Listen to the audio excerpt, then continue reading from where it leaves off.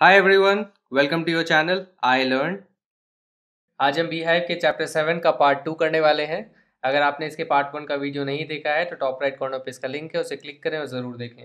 Before we start, अगर आपने हमारे चैनल को सब्सक्राइब नहीं किया है तो प्लीज़ सब्सक्राइब एंड हमें सपोर्ट करें। Also press that bell icon.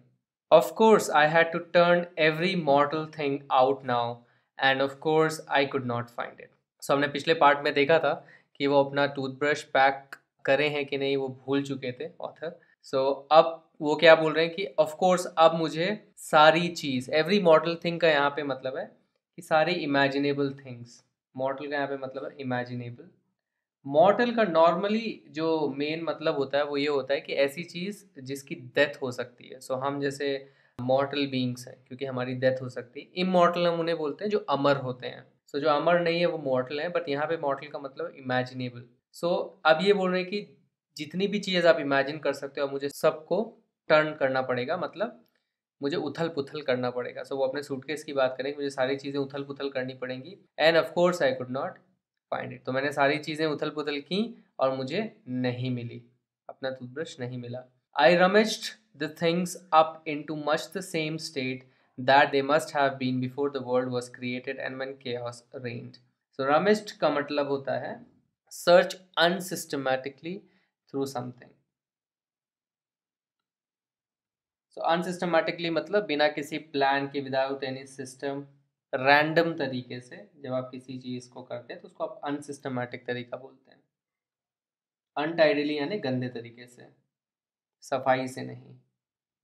So search unsystematically and untidily through something. So untidily और अनसिस्टमेटिकली किसी चीज़ में कुछ सर्च करना उसको रमेजिंग कहते हैं। सो उन्होंने अपने सूटकेस में इस तरह से टूथब्रश ढूंढ रहे थे एंड इसकी वजह से क्या हुआ, सारी चीज़ें इस स्टेट में पहुंच गई। वो थोड़ा फनी में बोल रहे हैं कि इस तरह से सारी चीज़ें पहुंच गई जैसे कि वो इस धरती के, इस दुनिया के क्रिएशन के से पहले होगी, जब केओस, केओस का मतलब होता है रैंडमनेस, कोई ऑर्डर ना होना, किसी चीज़ का कोई ऑर्डर ना होना, सब कुछ अपने हिसाब से चल रही हो विदाउट एनी ऑर्डर और लॉ, तो उसको केओस बोलते हैं। रेन, रेन का मतलब होता है रूल करना।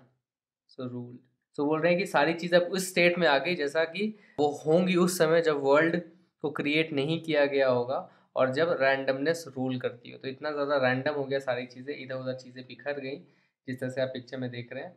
तो उसको इस फनी वे में बता रहे हैं। Of course I found George's and Harris's 18 times over but I couldn't find my own.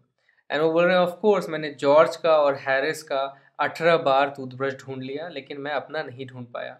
I put the things back one by one and held everything up and shook it। So मैं एक एक करके चीज़ें वापस pack करने लगा और हर चीज़ को ऊपर उठा के उसे हिला के शेक करने लगा ताकि उसमें से कुछ निकल के बाहर आ जाए, उनका जो टूथब्रश है। Then I found it inside a boot।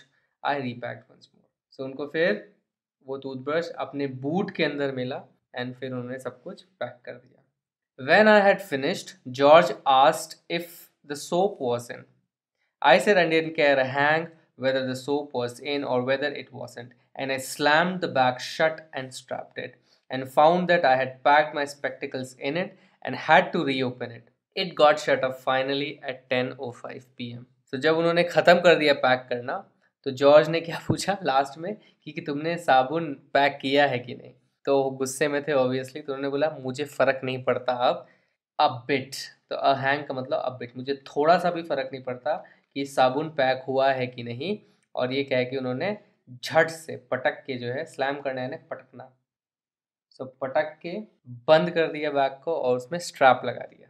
And फिर उन्होंने क्या पाया कि वो अपना स्पेक्टिकल्स, अपना चश्मा, स्पेक्टिकल्स को चश्मा कहते हैं, अपने चश्मों को उन्होंने अंदर रख दिया एंड वापस उन्हें खोलना पड़ा। फिर फाइनली उन्होंने पैकिंग ख़त्म कर दी 10:05 पर रात को।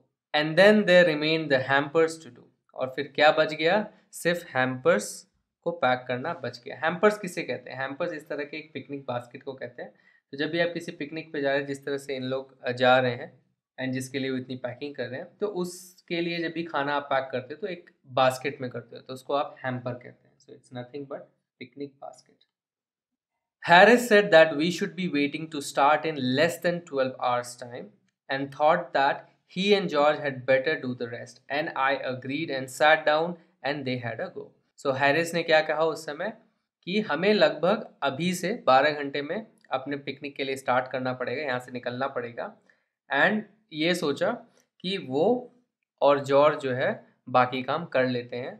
एंड ऑथर ने अग्री किया और वो बैठ गए। एंड जॉर्ज और हैरिस हैड अ गो, मतलब वो काम करने लगे। They began in a light hearted spirit, evidently intending to show me how to do it. तो लाइट हार्टेड यानी खुश मिजाजी से, तो खुश मिजाज होके चीयरफुल वे में। सो चीयरफुल स्पिरिट में, चीयरफुल मूड में उन्होंने स्टार्ट किया। एविडेंटली ऐसा लग रहा था कि ये दिखाने के लिए, कि ऑथर को दिखाने के लिए कैसे किया जाता है packing. I made no comment, I only waited. मैंने कोई भी कमेंट नहीं किया, मैं सिर्फ वेट कर रहा था। With the exception of George, Harris is the worst packer in this world. And I looked at the piles of plates and cups and kettles and bottles and jars and pies and stoves and cakes and tomatoes, etc., and felt that the thing would soon become exciting. तो वो क्या बोल रहे हैं अब, कि मैं अब वेट कर रहा था। जॉर्ज को छोड़ के, जॉर्ज को अगर मैं एक्सेप्शन में डालूं, तो हैरिस इस दुनिया का सबसे खराब पैकर है। तो इनके कहने का सिंपल मतलब है जॉर्ज और हैरिस दोनों सबसे खराब पैकर है। एंड उन्होंने पाइल्स ऑफ प्लेट्स, कप्स और केटल्स की देखी, बॉटल्स देखा, जार देखा, पाइज देखे, स्टव्स देखे, केक्स देखे, टमाटर देखे। एंड ये फील हो गया उनको कि अब कुछ एक्साइटिंग होने वाला है, मतलब कुछ तो यहाँ पे गड़बड़ घोटाला होने वाला है। इट डिड, और वो हुआ। They started with breaking a cup. That was the first thing they did. They did that just to show you what they could do and to get you interested. So उन्होंने एक ही चीज़ को 2 बार बोला, आप notice कीजिए कि they started with breaking a cup. So उन्होंने start कैसे किया, एक कप तोड़ के। That was the first thing they did. और ये पहला चीज़ उन्होंने किया। सो एक kind of repetition just to stress करने के लिए इस इवेंट पे, और कितना मज़ा ले रहे हैं ये ऑथर उनके इस फेलियर पे। एंड ये उन्होंने, और ये कह रहे हैं मजाक में कि ये इन्होंने इसलिए किया हमें दिखाने के लिए कि वो क्या कर सकते हैं, एंड आपको इंटरेस्ट जगाने के लिए। तो हम जो रीड कर रहे हैं, बेसिकली हमसे बात कर रहे हैं ऑथर, कि ये हमें दिखाने के लिए कर रहे हैं कि वो क्या क्या कर सकते हैं, और हमें इंटरेस्टेड रखने के लिए कि भाई आगे क्या होने वाला है। इनफैक्ट हम एक्चुअली इंटरेस्टेड है कि आगे और क्या गड़बड़ होने वाली है। Then Harris packed the strawberry jam on top of a tomato and squashed it, and they had to pick out the tomato with a teaspoon. तो फिर उन्होंने क्या किया, हैरिस ने स्ट्रॉबेरी जैम को पैक कर दिया टमाटरों के ऊपर और उन्हें पिचका दिया। स्क्वॉश करना है ना, पिचका देना, दबा के पिचकाना। एंड फिर क्या करना पड़ा उन्हें, जो भी पिचके हुए टमाटर थे उनको टीस्पून से निकालना पड़ा। And then it was George's turn and he trod on the butter. I didn't say anything, but I came over and sat on the edge of the table and watched them. फिर अब किसकी बारी थी गड़बड़ करने की, George की बारी। तो उसने क्या किया, he trod on the butter. ट्रॉड का मतलब होता है कदम रखना, stepped। तो उन्होंने बटर के ऊपर पैर रख दिया। ऑथर ने कुछ नहीं कहा, वो टेबल के साइड में आके बैठ गए और देखने लगे। It irritated them more than anything I could have said. I felt that. It made them nervous and excited, and they stepped on things and put things behind them, and then couldn't find them when they wanted them, and they packed the pies at the bottom and put heavy things on top and smashed the pies in. तो जब वो आके ऐसे बैठ के, ये जो है इनको इरिटेट करता था, इन्हें गुस्सा दिलाता था। More than anything, more than कि ऑथर कुछ कहे, उससे ज़्यादा ही गुस्सा दिलाता था कि इस तरह से वो टेबल पे आके बैठ गया और देख रहा है। एंड वो बोल रहे हैं कि मैं ये फील कर सकता था। ये उनको नर्वस करता है और एक्साइटेड भी कर देता है। एंड इस वजह से वो कुछ ना कुछ चीज़ों पे पैर रखे जा रहे थे। एंड फिर कभी कुछ चीज़ अपने पीछे रख देते थे और फिर भूल जाते थे कि उन्होंने पीछे रखा है, और फिर उन्हें ढूंढने लगते थे जब उन्हें चाहिए होता था वो चीज़। एंड फिर क्या कर रहे थे, वो पाइस को पैक कर रहे थे एकदम बॉटम में। सो पाइस बेसिकली केक या जेली जैसा एक चीज़ होता है, बहुत ही नरम होता है, और उसके ऊपर उन्होंने हैवी थिंग्स पैक कर दी। तो ऑब्वियसली पाइस भी जो है पिचक जाएंगी, स्मैश हो जाएंगी।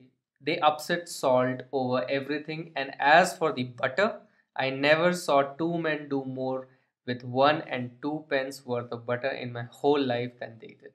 So they upset salt over anything. यहाँ पे upset का मतलब है knocked over. So बहुत ही rare usage है। knocked over करना मतलब उड़ेल देना या उलट देना। So उन्होंने नमक हर चीज़ पे उलट दी। एंड जहाँ तक बटर की बात है, मैंने कभी भी 2 आदमी को इतना कुछ बटर के साथ करते हुए अपनी ज़िंदगी में नहीं देखा है। And 1 and 2 pence worth. So 1 और 2 pence वर्थ के बटर का इतना कुछ करते हुए नहीं देखा। सो 1 and 2 pence का मतलब, सो पेंस का मतलब होता है प्लूरल ऑफ पेनी, एंड एक पेनी 1/100th ऑफ अ पाउंड होता है। सो पाउंड बेसिकली इंग्लैंड का करेंसी, जैसे हमारे यहाँ 1 रुपया होता है, वहाँ पे 1 पाउंड होता है, एंड आज के ज़माने में 1 पाउंड लगभग 90 रुपए के बराबर होता है। सो 100th का मतलब क्या हुआ, इट्स लाइक कि हमारे टाइम, हमारे अगर कंट्री की बात करें तो जब 1 पैसा हुआ करता था तो 100 पैसा बराबर 1 रुपया होता था, वैसे 100 पेनी बराबर 1 पाउंड होता है। तो उन ये कह रहे कि 2 पेंस बराबर बटर का इतना कुछ करते हुए 2 आदमी को मैंने अपनी ज़िंदगी में कभी नहीं देखा। After George had got it off his slipper, they tried to put it in the kettle, it wouldn't go in, and what was in wouldn't come out. तो जब जॉर्ज ने अपने स्लीपर से उसको हटा दिया, जो चिपक गया था बटर, उसके बाद उन्होंने बटर को केटल के अंदर डालने की कोशिश की, वो अंदर नहीं जा रहा था, और अगर अंदर चला गया तो बाहर नहीं आ रहा था। They did scrape it out at last, और फाइनली उन्होंने स्क्रेप आउट कर लिया, घिस के बाहर पूरे बटर को निकाल लिया, और फिर उसको चेयर पे रख दिया, and put it down on a chair, and Harris sat on it and it stuck it to him, and they went looking for it all over the room. फिर जब उन्होंने चेयर पे रख दिया तब हैरिस उस पर बैठ गया, एंड फिर वो हैरिस के पीछे चिपक गया, एंड फिर वो वापस पूरे रूम में उसे ढूंढने लगे कि बटर कहाँ गया। तो काफ़ी इंटरेस्टिंग मोड पे ये और फनी वे में स्टोरी का ये पार्ट ख़त्म होता है। So thanks for watching this video. अगर ये वीडियो आपको पसंद आया तो इस वीडियो को एक लाइक दीजिए, अपने कमेंट्स और फीडबैक्स कमेंट सेक्शन में लिखिए, और हमारे चैनल को सब्सक्राइब कीजिए। आप हमारे चैनल को सब्सक्राइब इस गोल लोगो पे क्लिक करके सब्सक्राइब बटन दबा के कर सकते हैं। इस बेल आइकन को भी प्रेस करना ना भूलें ताकि हमारे सारे वीडियोस की नोटिफिकेशंस आप तक जल्द से जल्द पहुंचे। इस चैप्टर के अगले पार्ट के लिए स्टे ट्यून्ड। Bye bye.